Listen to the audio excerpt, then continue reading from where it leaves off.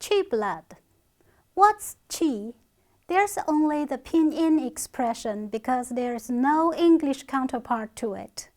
It's a little bit like energy, but more concrete.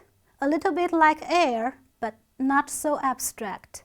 It helps to circulate our blood and works together with it. Qi blood is what life practically is. When we have enough of it, we are alive and strong and healthy. And when we finally run out of it, we die. You may think people die of a certain disease, but when they have qi blood, they live, together with the disease perhaps. It is only when the disease consumes up their qi blood that they really die. In the former part, we said that we cure ourselves in many ways: acupuncturing, acupoint massaging, cupping, or channel scraping. But when we do these, we are actually drawing qi blood to the points.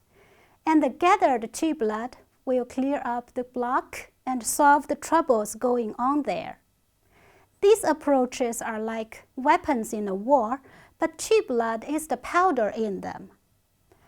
We employ our qi blood to solve problems, and we also consume it. So of course it can be used up. In order to avoid this, don't waste it. And we should often build up our qi blood by eating right foods and by sleeping enough. So you see, when you stay up late, you are losing qi blood and losing life. Now, another topic about Chinese medicine of great significance is pulse. Pulse feeling is the most important diagnostic technique in Chinese medicine, though it is seen as a sort of metaphysics by many people. Some said it is too subtle to make any sense scientifically, but it used to be the most reliable way to diagnose before the introduction of any Western approaches to China. It was first talked about by the famous Chinese doctor Bian Que, living in the 5th century BC. While feeling your pulses, the doctor lands his forefinger, middle and fourth fingers on some area of your wrist, pressing with various power and feeling the pulses on several points there. The feelings can suggest many possible situations of different viscera and bowels. Some very experienced and skillful old doctors can tell through this method all kinds of complicated and subtle conditions of a patient.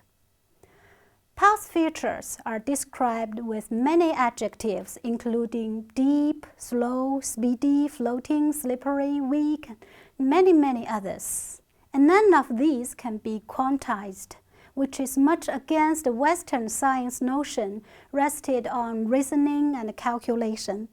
But generations and generations of traditional Chinese doctors relied on their experiences to apperceive the secret of pulse feeling, which is not only unlikely to calculate, but difficult to define.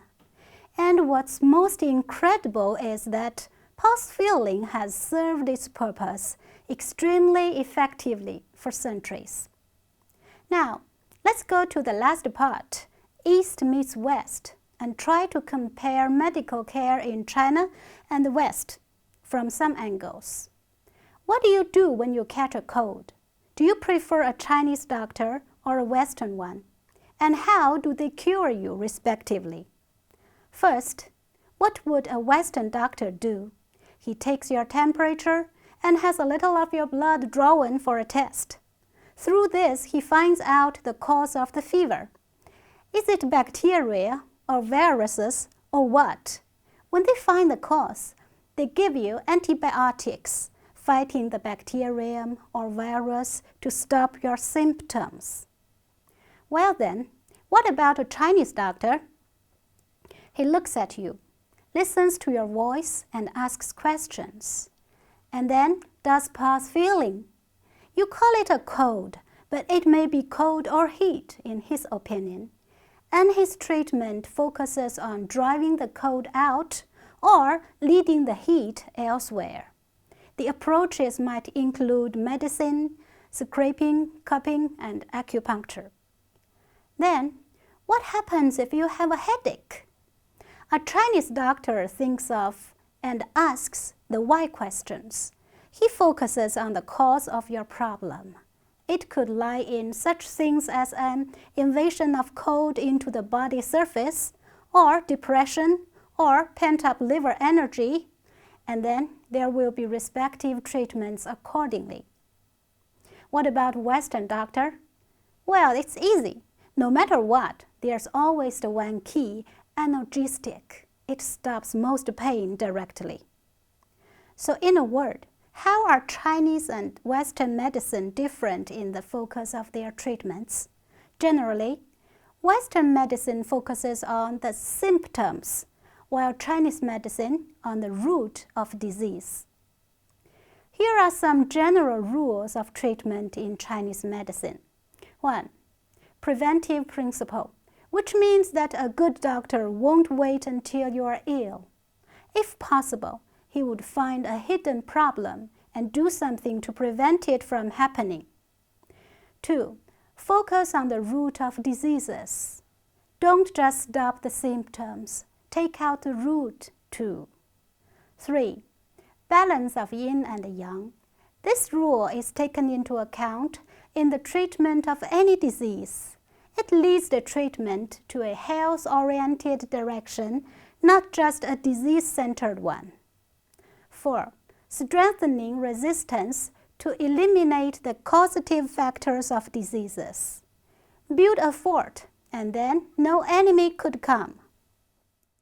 All right, we have just skimmed the basic ideas of Chinese medicine and hence set foot on the mysterious and richly endowed wonderland.